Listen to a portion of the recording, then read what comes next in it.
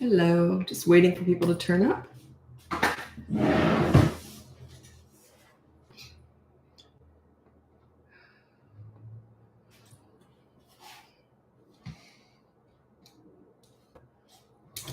Hello, while we're waiting for other people to turn up, where are you from? I'm here in Vancouver, Canada. So where are you from? Always interested to hear where people tune in from.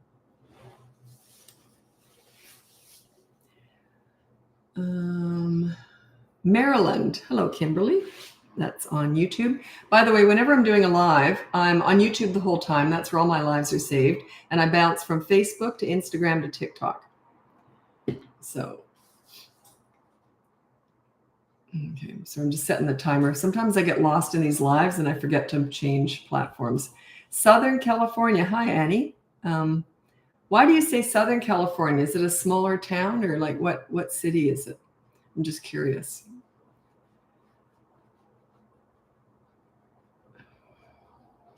Because I mean, every area has different sort of ways of explaining where they're from, but yeah, I'm just curious what Southern California refers to. I haven't been to California in a very long time. Ireland, hello. Roisin from Ireland, hello. Okay. Oh, we got enough people. I had a late night last night. That's why my eyes look a bit sort of red. Anyways, I don't drink alcohol, thank God. I'd be a mess. Oh, that's very nice. Oh, you're very welcome, Kimberly.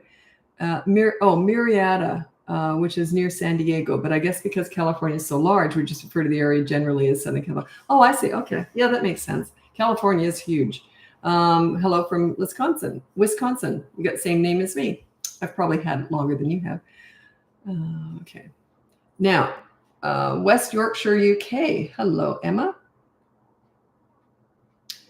Okay, so let's get going with the live. I'll introduce myself first. My name's Lisa. I'm a parenting coach. If you go on my website, it's BratBusters.com. You can see my free behavior board, my courses. There's a Father's Day sale running right now. Happy Father's Day, by the way. And the coaching and sorry, I had a late night. And you can look into coaching or also our podcast. My daughter and I work together. We do the podcast together. We do it every Tuesday. And so we do 2 a week, every Tuesday and Thursday. Okay, so let's get going with your questions. Sugarland, Texas. What a cute name for a place, Sugarland. There was a movie with Goldie Hawn years and years ago. Didn't it have a name like that where she was going back to find her daughter that was in foster care or something? Sugarland Express? The Sugarland Express. Am I right about that? Anyway, you may be too young to remember that movie. Anyway. Northern California, Hidden Valley Lake, up in the mountains about 30 minutes from Napa. Oh, excellent. Napa. Okay, I think wine when I hear Napa. I don't know if I'm correct. And okay, right on time. Yeah, I'm usually early for everything, but today, I might have been a minute early. But okay, because I know my daughter said, I'm going to post what time you're going to go on a live, and we'll see if that makes a difference in how many people turn up. Sugarland Express. Yeah, that was a good movie. Such a good movie. She was brilliant in that. Okay. Okay, here's a question from Kimberly on YouTube. How do I stop my 2 and 4-year-olds to stop taking toys from each other? They kind of don't get upset about it and move on to the next thing, but I definitely don't want them to do that. If they're not getting upset about it, I don't know if I'd worry about it. Like, is it that big a deal? They kind of tend to work stuff out on their own. By the way, school teaches them differently. When they go to school, they can't just grab stuff off kids. They kind of learn some social skills at school. If it's not bothering them and they both do it, I wouldn't worry about it yet. I wouldn't borrow trouble. If they're not getting upset, I wouldn't borrow trouble. Cornwall, Canada. Kind of sounds a bit contradictory to what I usually say, but if they're just sort of used to doing it, and I'll take that and I'll take that, maybe it's what works for them. Cornwall, Canada. Oh, I was thinking that was in England somewhere. Cornwall, I never heard of that. Siren, Wisconsin. Never heard of that either. That's not saying much. I'm not good at geography, so. Okay, so I'm just going to read out a few things. Oh, and happy Father's Day, by the way. It's my son's second Father's Day, and so that's kind of exciting. And his daughter's 17 months old now, so it's they're getting more aware of, they don't understand Father's Day, but they're just more aware. Napa is wine country. Oh, I was right. I drink. I might have a glass of wine twice a year. That's about it. I don't do well with alcohol. Makes my daughter and I, we're like sick for 2 days. Okay. Okay. I have an almost 2-year-old. Oftentimes my toddler is hungry while I'm making dinner, but is crying for snacks, but I don't want to spoil his meal, but feel guilty that he is hungry while he is waiting. Well, I would maybe make sure he has a snack maybe an hour or two before you start cooking dinner. And it could just be fruit or something light, fruit and yogurt or something like that. So yeah, maybe he is starving. So maybe he does. Toddlers tend to graze. Now, I'm not a doctor or nutritionist, so it's just my own opinion, experience with my own kids and other kids, is they tend to be grazers. They want a little bit often rather than 3 big meals. They're not all like that, but I find more often than not they are. So maybe just give a snack maybe an hour or two before dinner, but small.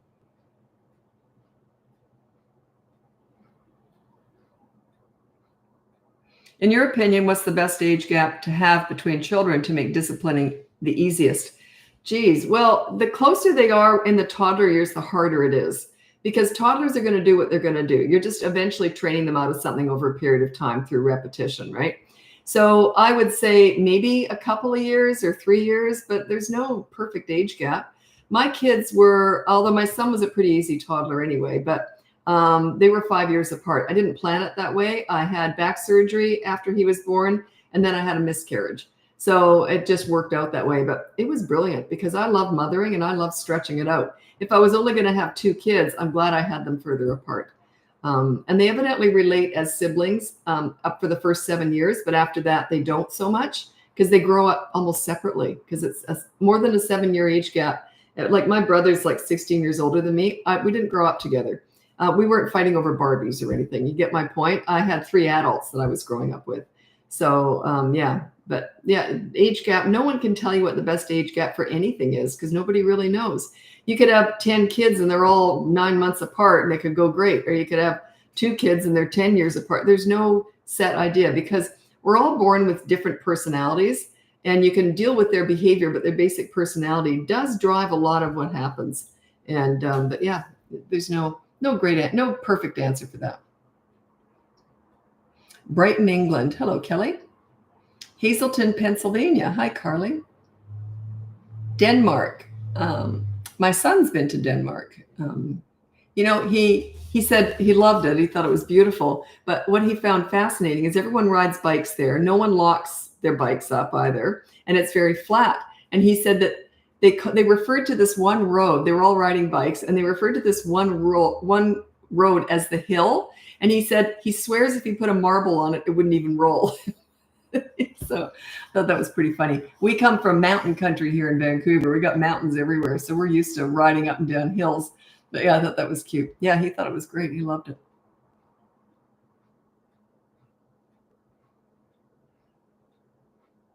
Okay. Any advice for attitude/anger for a 7-year-old granddaughter who lost her daddy 5 months ago? I'm sorry about that. That's horrible. I lost my dad when I was 14. It's horrible when you're a kid. Anyway, no, that would be more coaching because that's more grief counseling kind of stuff. Definitely. The thing is, it's kind of it's a difficult topic because each kid is different. Some of them need to talk and others would rather bottle stuff up and then it blows up later on, but it's going to come out. That's my point. It's going to come out. She's 7. It's very hard to process grief at any age. You get better as you get older because you've been through it so many times. But yeah, at 14, I had already lost my grandparents at 14, but it wasn't the same as losing my dad. So yeah, it's how you talk about it, when you talk about it. It's difficult. That would be coaching. I'd have to find out what's going on and all that. But yeah, no general advice here. It's very tricky.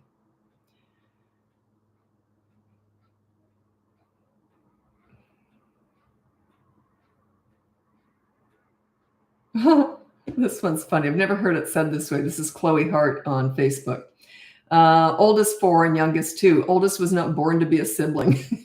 Youngest is never allowed to have anything, toys, books, snacks, etc. Oldest doesn't want anything until youngest touches it, then immediately tries it. That's on you. This 4-year-old. Just say, don't take anything off your brother or sister, whatever it is. And so put it on the behavior board. The behavior board is completely free. Check out my website, BratBusters.com, and say no taking stuff off your younger sibling, whatever. So yeah, you got to train them. Hi, Kanye from Texas. Or is it Kanye? I don't know. Sorry. When a 13-month-old is angry and lashes out by pulling your hair, grabbing your face, and pinching it, what do? You just grab their hand, you just say no, and then you redirect, okay? So you grab their hand to prevent future hits and scratches or whatever they're doing. Also, if they're that angry and you need to move them, I would hold them the other way. So they're facing outside so they can't grab you as easily. But yeah, they're going to try stuff, right? But it's just a very calm no. You never yell. You never want to scare a baby. You never yell anyway. You don't want to yell. So you just say no, you hold their hand, then you might want to turn them around and then redirect, go and do something else, read a book or something. So I'm scrolling ahead to make sure you're still here.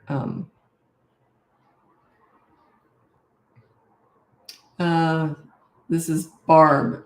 You do one-on-one coaching for the parent? Yeah, I don't talk to kids. I don't teach kidding or teenagering or toddlering. They already have that mastered. Their behavior is just a reflection of you. So I teach parenting, and that's to the parents. No kids, never. I used to work with, because I specialize in troubled teenagers, so I used to often talk to the teenagers also. I don't do that anymore. I found I can already glean what's going on anyway now. I've just gotten better at it. So like I can glean what's going on by what the parents tell me. And then often what's fascinating to me, and I didn't expect this when I first started coaching, is when, especially with teenagers, the older the kid, the more likely they are to do this. By about the third session or so, it starts. And the teenager or older kid will say to their parents, can you ask that woman, referring to me, if she agrees with what you just did? 99 times out of 100, I'll agree with the kid. They get this. They get this leadership. They get where I'm going with all this.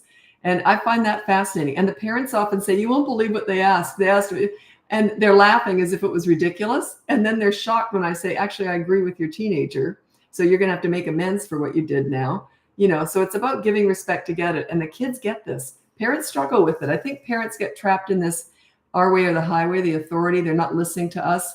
I don't talk like that. So yeah, I teach leadership, but I find that fascinating. It happens often where the kids ask the parents to check in with me because they think that the parents are doing it wrong. And I never even meet the kids. They just pick up on this.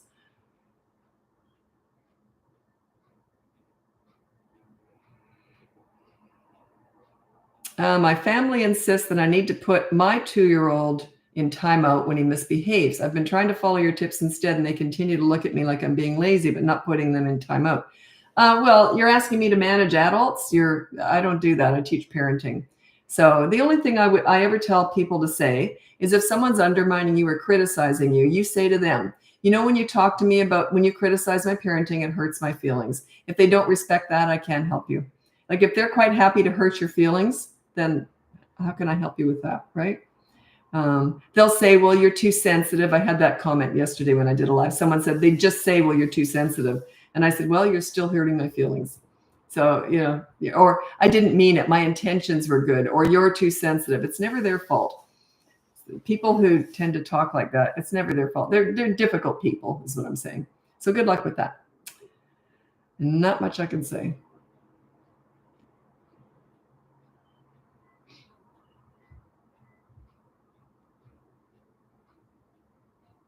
I remember years ago, my son was labeled gifted. And believe me, it's not necessarily a gift. It's like they're always trying to segregate them and, treat them like they're freaks. It's not good. And just because he's good at problem solving and certain things doesn't mean that all around he's like this special human being. You know what I mean? Like I just treated it like, yeah, you're lucky you were born a good problem solver, whatever it was. But anyway, I don't like to sort of treat that differently. Anyway, I remember this. He was about, 5 or something.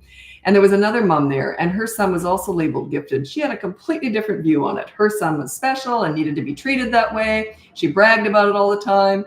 And I remember the first time I found out my son was labeled gifted, he was 3 years old. And after that, they offered us some huge scholarship in a special school. I said, no, I'm treating him like he's normal because he is normal. Anyway, we went to the mall, my son and I, and he threw himself on the ground and had a tantrum. And I thought, yeah, you're gifted, all right. Like he was just a normal kid, right? Anyway, so she was talking to me in front of other mothers as if our children were special. She was, whatever. Anyway, so she's saying we have to, Lisa, I know you're against segregation, but they need to be segregated because they're different. Oh, geez. Anyway, so while she's talking like this, her 4 or 5-year-old is gnawing on her ankle. I thought, did she not see the humor in it? Like, did she not get it? I just thought that was so funny. She's bragging about her son who's gnawing on her ankle. It's funny. Everyone around was looking at me. We were all kind of laughing, but she never got it. That's okay. Just was a funny story. She won't remember this. Anyway, I got to go. I'm moving over to Instagram.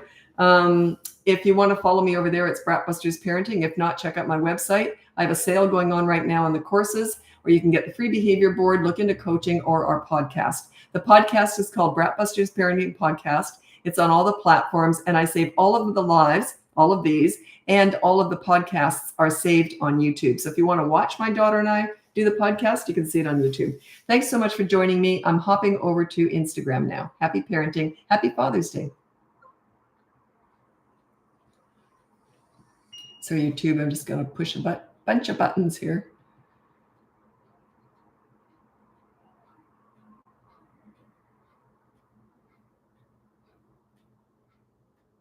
There we go. And start the timer. I had a late night last night. I'm not good at late nights. I can't recover. Did you know that, I don't know how true this is, but I've often heard that the hours before midnight are your best sleep. That's when you get the most out of your sleep. I've heard that many times over the years. I believe that. If I go to bed at 12, even if I sleep 7 hours, it's not as good as if I get 5 hours and 3 of those are before midnight. Yeah, I didn't get to sleep till after midnight. That's okay. Okay, I'm just waiting for people to turn up. Okay, I've got enough people here. Instagram, everyone turns up fast. Instagram lets people know really fast. The other platforms filter it in, so it's different. Okay, so I'm just going to introduce myself. I'm on YouTube whenever I'm doing a live, so I'm just bouncing from Facebook to Instagram to TikTok when I'm on YouTube at the same time. If you want to check out my website, it's BratBusters.com. You can see my free behavior board, my courses. We have a Father's Day special running right now. By the way, happy Father's Day. And you can look into coaching or our podcast, which is called BratBusters Parenting Podcast. It's on all the platforms, and we save it on YouTube if you want to check that out. I don't know how many followers we have on YouTube now. I have no idea. It's our smallest platform, but YouTube is not a search engine. It is a search engine. It's not social media. So yeah, it's a whole different beast. I love YouTube. But unfortunately, I discovered scrolling on TikTok. That is addictive. I cannot get myself off that thing. Okay. This is from Catastropheb 5483. I just wanted to say your parenting advice is very refreshing and intuitive. For me, I watch all your videos and think it's insane how much I agree with. I'm sure there's lots of people who don't agree with me, and I'm fine with that. But thanks for your support. I appreciate it. To me, it's just common sense. Kids taught me all this. I've never read a book or listened to anyone ever talk about parenting. To me, I went to the source. Kids taught me all this. But I was kind of doing it anyway. I started volunteering in daycare centers when I was 11, and I just kind of got it. I just understand kids. I just do. Always kind of did. But I'm lousy at a whole bunch of stuff. We all have things that we're good at and things we're not so good at. Okay.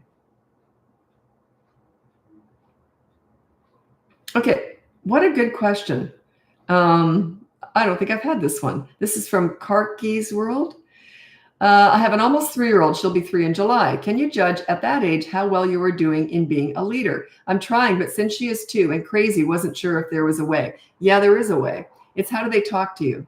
Do they ever yell at you? Or say, if you say no, do they go, please, please? Do they argue? That's arguing, by the way.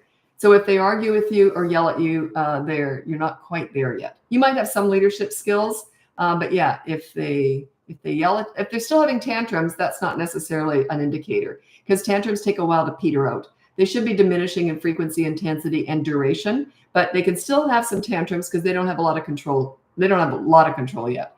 But yeah, it's how do they talk to you? Is there any cheekiness and arguing? Yeah, you still got some work to do.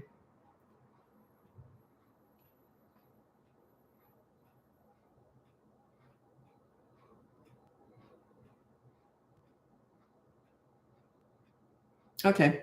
This is Dom's Dally. Dom. Sorry, I don't know how to pronounce that. What we are doing for our extremely defiant newly 3-year-old. I just bought your Father's Day special. That's the boot camp course because I'm desperate, but I'm stumped. Well, just go through the course. Don't rush it. But you know what I do suggest you do is read through the whole course before you start it. So you have an idea of where you're going. Don't try and rush it. You can stretch it out by a week or two, but don't try and rush it. If you go on holidays, put it on hold for a week or two. Don't worry about that. Just get back. And they kind of understand that when we're away, things are different.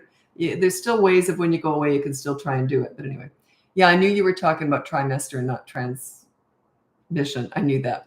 Yeah, sorry, I can't help you if you're sick because I was sick for 9 months with my daughter. It was hell. I think I had 6 weeks in there where I could function, and we had house guests for 3 of those weeks. But I started getting sicker near the end of their visit. I didn't know you could be sick for 9 months. The doctor, when I went past the 4-month mark, he goes, yeah, you'll probably be sick for the next 5 months too. I wish he hadn't told me that. Oh, I was so sick. Anyways, I avoided the hospital because I was able to sip some water. He said, if you don't drink any, I went for 2 or 3 days with no water or anything. And he said, if you don't drink water today, then you'll have to go in the hospital. I managed to sip it. Oh, God, it was awful. So I can't help you. If you're not feeling well, I can't help you. Sorry.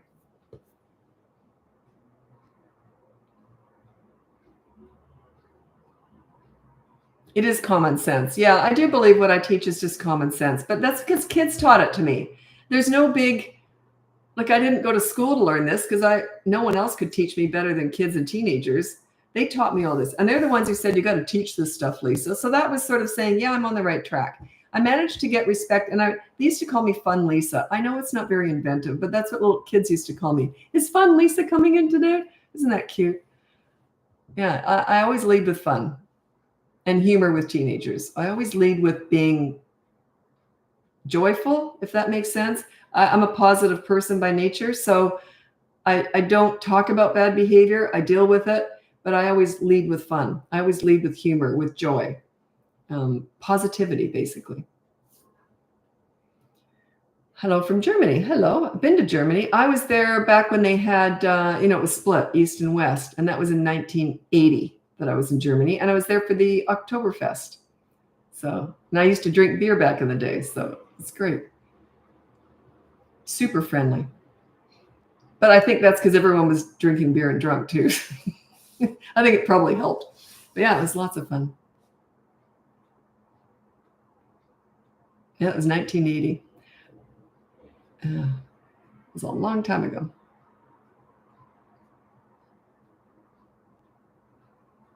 Okay, this is an unfair question, and I'll tell you why. I feel like my 2.5-year-old boy runs the roost at our house. What would be your number one piece of advice? That's sort of like saying, what's your number one tip for flying a plane? Like there is none. It's a system. I teach leadership, and you got to mix fun with discipline. You got to stay calm when you're disciplining. I always say that you're calm during the storms and crazy during the rainbows. So the rainbows are the good times. The storms are when they act out. But you keep the storms really short and sweet. So you just really quickly, you get through the discipline. But there is no one tip. No. Nothing. So it's a whole system.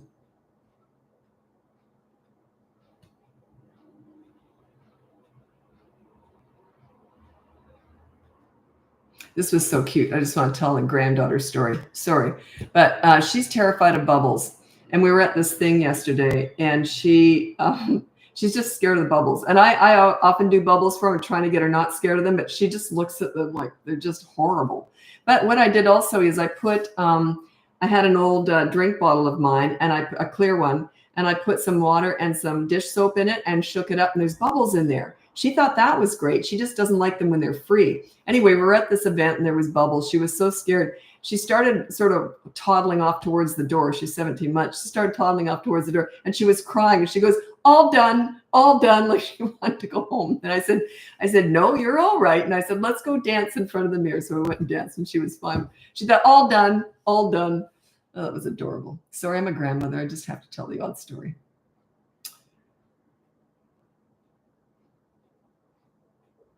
How to deal with a 2.5-year-old refusing naps. So they might not need naps anymore. Parents will all say, yes, they do. In other words, I need a nap from them. But they could just maybe have some quiet time. You say, okay, well, you don't have to have a nap. You can just have some quiet time. So get a book or whatever. You can sit and read with them. They might fall asleep. They might not. A lot of kids stop napping at 12 months old, like both my kids did. They stopped regular naps at 12 months old. So, and they didn't sleep a lot at night either. My kids weren't really overly active, so they probably didn't need as much sleep. But yeah, they don't all need naps at 2.5. Some of them do, some of them don't.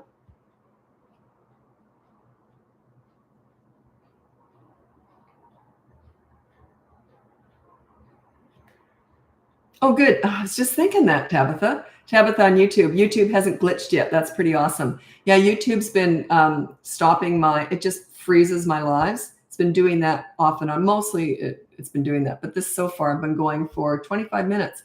Hasn't frozen it yet. But yeah, I was just thinking that, Tabitha.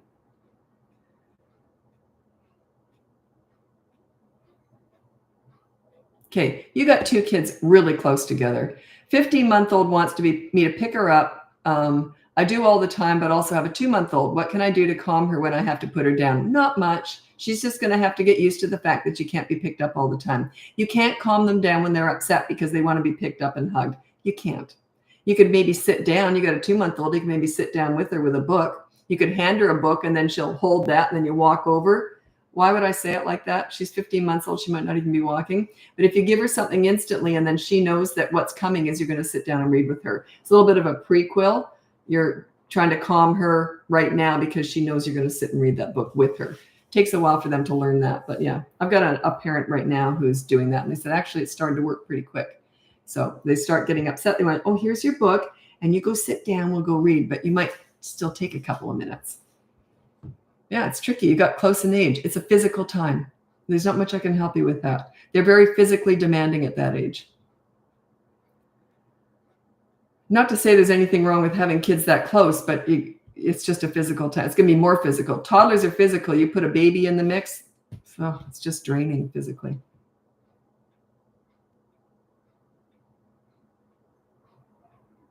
Advice when a toddler thinks of a consequence is just another fun thing to do and goes right back to doing the bad thing. Well, you don't have consequences for toddlers. A toddler is 16 to 35 months. 3 and above, you have consequences. That's on the behavior board. So I'm not too sure what you mean. Yeah, toddlers are consistent corrective actions, and they don't like that. You're removing them from the fun or fun from them. They don't like that. 3 and 4-year-old is a preschooler.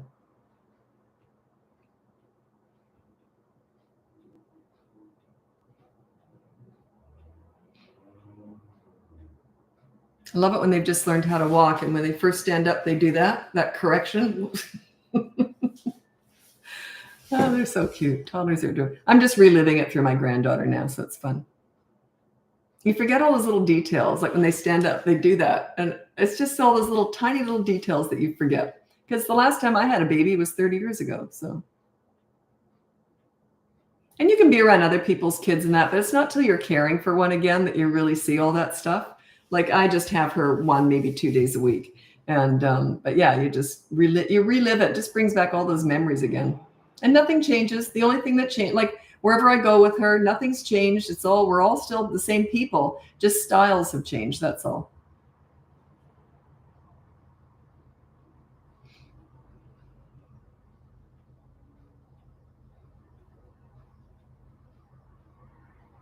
Any tips on making car rides fun for a 2-year-old? I don't give kids toys or food in a car. I just don't.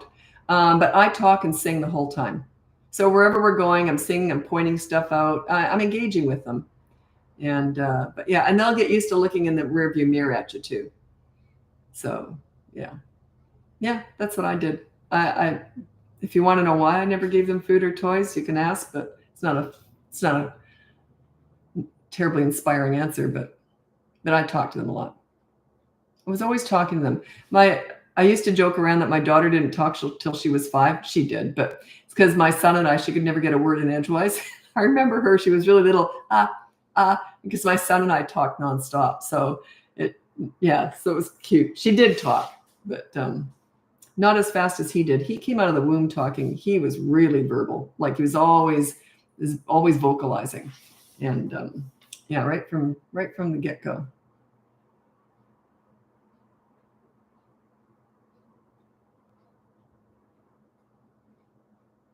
Okay, I don't know the answer to this, but someone said, as Karg, I think, K Harg, whatever. Any advice for getting a toddler 2.5 to poop on the potty? Pees, but won't poop for food or toys. So you're bribing them with food or toys. There's 3 reasons why they won't poop on the toilet often. These are the most common reasons. One is plop phobia, one is cold butt, and the other one is hanging phobia.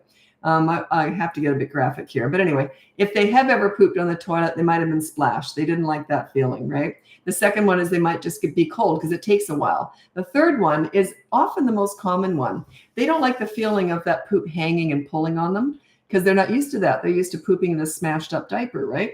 So here's what I suggest you do. Hike up the heat in the bathroom, put them on a little porta potty with toilet paper in the bottom so they can feel it touching their bum. So they won't be cold and there's no splashback. And also they can feel something touching their bum. And also by the time the poop hits the bottom of their potty, that's probably very close to their bum. So it won't be real hanging.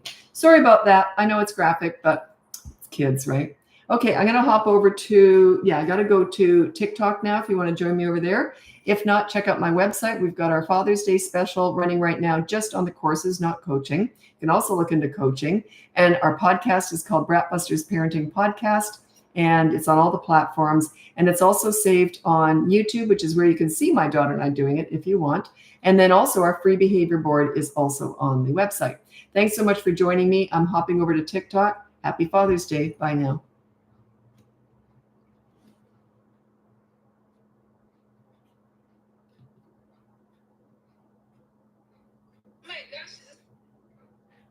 Oh, I hit 900,000 today on TikTok followers. Wow.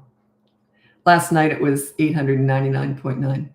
So that's a big number, 900,000 followers on there. We've got 2 million overall or something. But yeah, 900. TikTok's my biggest platform. That's where I started really on social media. It was a couple of years ago on TikTok. So I have a very soft spot for TikTok. This is so casual. And I don't plan anything. I can't plan it. I'm just not like that. I have to say what I'm thinking in the moment. And that's TikTok served me very well with that sort of personality. It's more casual. And that's what I'm like. Okay, I'm just waiting for everyone to turn up. Happy Father's Day, by the way.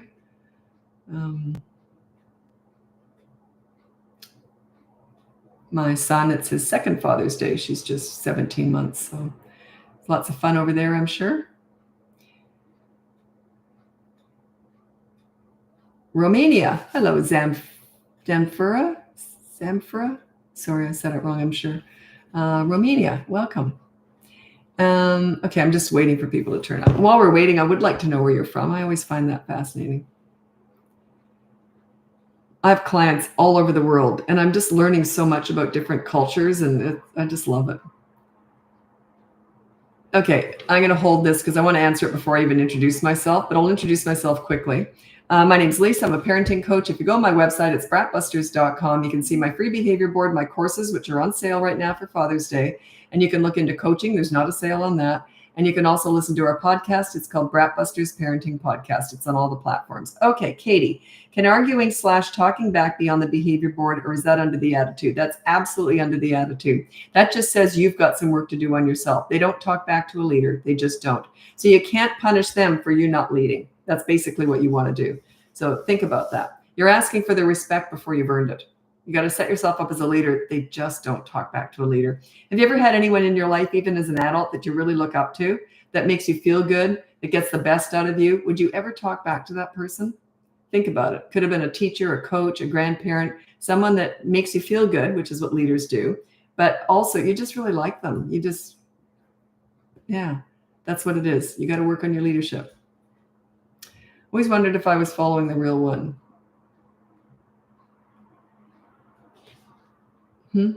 Oh, I do have a big imposter. A lot of people are pretending to be me, and they're making money off it. That's fine. But anyway, there's a big one out there, and they're doing very well. But they're asking for money, pretending they're me. That bothers me. Yeah, just say it like it is. I'm using her content, but don't pretend you're me and then take money off people. But anyway, this is the only one. BratBusters, BratBusters.com. If you're ever not sure, BratBusters plural, BratBusters.com is me. So, but yeah, there's a whole bunch of, because I got a couple million followers now. It just happens. You're going to get imposters. They ride off your coattails, and that's fine, but don't pretend you're me, and don't take money off people pretending you're me. That's just dirty. But whatever. There's lots of dirty people out there. Whatever. Most people are great, though. We're going through the no mind phase at 17 months. You follow it up with actions, but you be careful what you say. Don't ask for something back unless you're willing to say, oh, can I please have that? That's mine, and we've got to go, or whatever. You got to be willing to follow it up with actions. If they say no mind, you have to take it off. Pry their little fingers off. You're not talking to them or anything. You've already said, can I please have that? When they say no, I'm prying their fingers off. I don't give warnings. I don't ask again. I don't repeat myself. Leaders don't do that. How to deal with teenagers, don't want to hang out anywhere. She wants to stay in her room all the time. Yep, that's very common. That would be coaching. They do that. They lock themselves in their room. They're usually online. They're chatting, or they're just depressed, or they're just teenagers, or they're just, moody. I mean, I don't know what's going on. That's coaching. I have to assess the situation and then guide you on to trying to pull them out of their room slowly but surely. It's tough. Teenagers are my favorite age. It's tough. There's no guarantees with any of this stuff. But yeah, teenagers are the toughest. They're also my favorite age.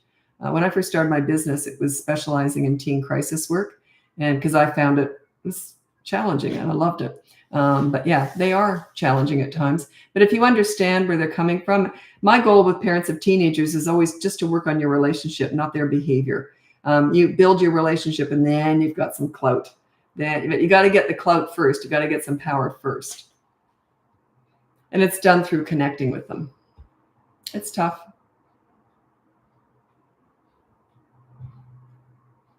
What's interesting is some of the clients that I had that I worked with, their parents, for them, they've now hired me. They've got kids of their own now. So it's quite fascinating. They just want to make sure they're on track with what their parents learned. But also when I'm working with those parents, they didn't use my methods when the kids were younger, right? So the parents can't even guide them on how to do it when they were younger. So if they hired me when their kids were teenagers, they're now adult kids who were teenagers now are asking me about how to raise younger kids. It's fun. My nearly 3-year-old is trying to show dominance over me. Yeah, just don't let it happen. That's all. Just keep watching. If you want to know how to get started with all this leadership stuff, check out my website. It's the Behavior Board's completely free. And there's a Father's Day course, sale on right now for the courses, not coaching, just the courses. It's all on BratBusters.com. Toddler parenting tips. Okay, I've got 5 tips I can pass on to you. Number 1 for toddlers. Childproof your home so you never have to say no. Number 2, set up a toy rotation system so they're never bored.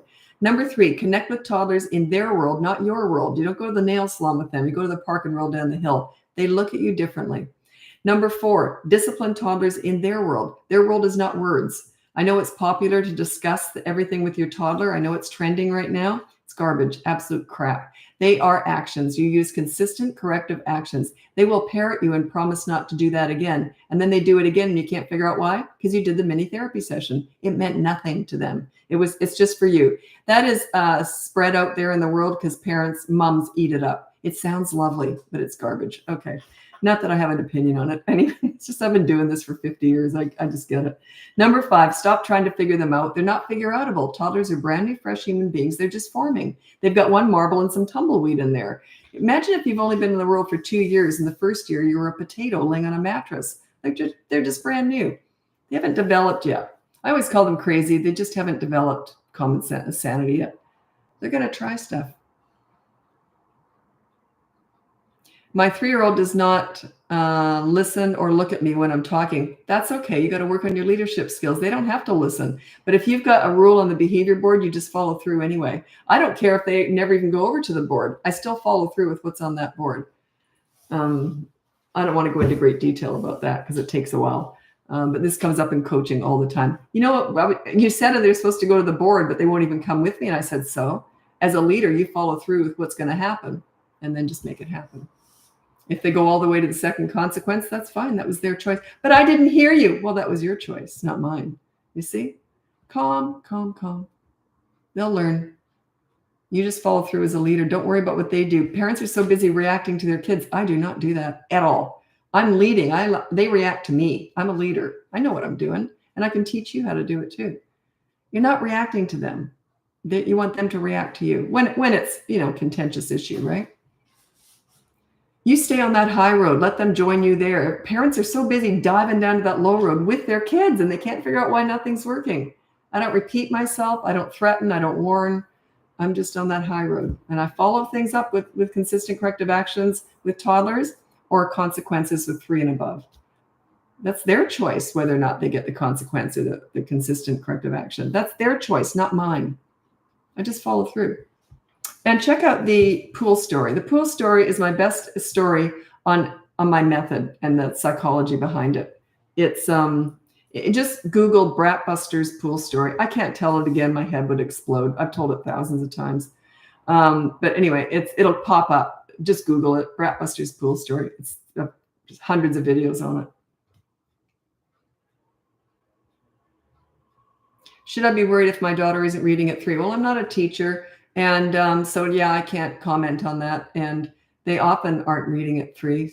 A lot of them aren't. So I'm not saying it's right or wrong, but it's very common to not be reading at 3, if that makes you feel any better.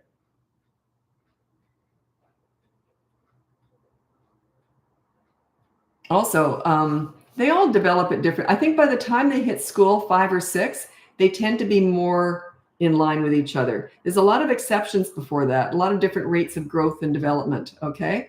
There are those tent poles that they have written out. They should be doing this at that, but they're just more suggestions. If you're really concerned, go to a doctor or have a medical professional check them out. But overall, they do develop at different rates. I knew someone years ago who didn't walk or talk till she was 3. And then her mom used to joke and said, well, when she turned 3, she got up and ran and never shut up. So it was all in there. She just was very calm and wasn't in any rush. So, and she was very smart and had nothing to do with it.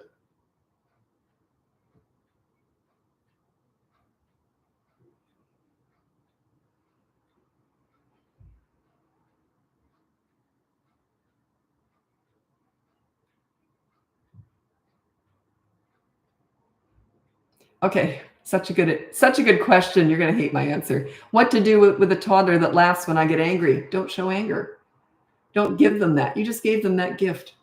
Yeah. In other words, you just said to that toddler, you're in control. If you look angry, disappointed, or frustrated, you're not a leader. Yeah. So yeah, you just handed them that. They're laughing at you because they know they're in control.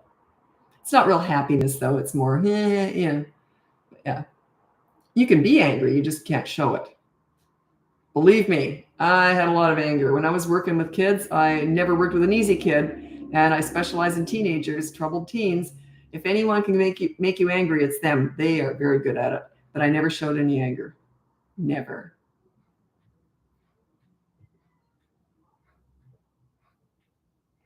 Doesn't mean I also never let anything go, but I was very careful how I did stuff.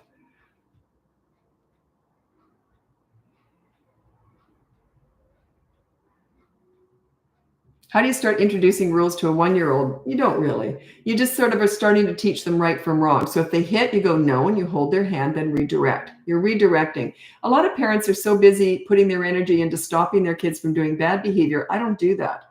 I do that very quickly and get it over with, but then I'm always want to redirecting them in what you do right. So if they're hit with a shovel, then you say no, and then you might go over and show them how to dig in the sand with the shovel. If they keep hitting, then you might take it away for a period of time and redirect and do something else. But you got to put your energy in what you want, not what you don't want. Too many parents are focused on the bad behavior, not the good kid.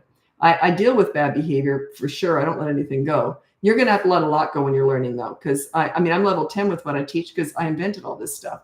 So you got to let a lot go initially, but I wouldn't. I would just deal with all the bad behavior fast, but then I focus on the good kid. My goal is always to make them feel good. always.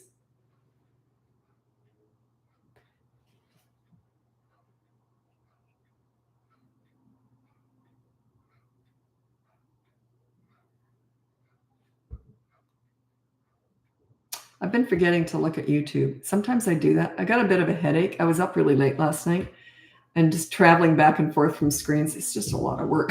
So just a second. I'm just going to look at YouTube. Um, My 3-year-old bites, pinches when angry or during tantrums. How do I stop him hurting his friends? You put on the behavior board, no hurting other people. And when he does, there's a consequence. They learn through consequences. You can't prevent it. He has to prevent it by eventually learning that when he does do it, there's a consequence. Everyone wants the quick fix. There is no quick fix. You're always investing in tomorrow. So he'll start to understand that when I hurt someone else, there's going to be a consequence. If he's hurting someone else, often what I do is have them do something nice for that person. So let's say a kid, let's say an example would be if I have a client and they have a bully, like a kid who's bullying other kids. So what I say is, well, when he does bully this kid, that if he's picking on that certain kid all the time, I would have him hand over his gaming console for the weekend to that kid. How well do you think that one works? Pretty well. You have to hand over their entire gaming console to that kid for the weekend. You have to check with parents and everything, organize it. Sometimes the other kid has a gaming console already. So that kid just has to give his up basically. And you say it's going to the other kid. And they have to hand over their games or whatever. And then there's other things that we do because it's nice. Sometimes they end up being friends. I have different methods for all that. But anyway, so yeah, you have consequences. That's how we all learn. That's why we pay our taxes.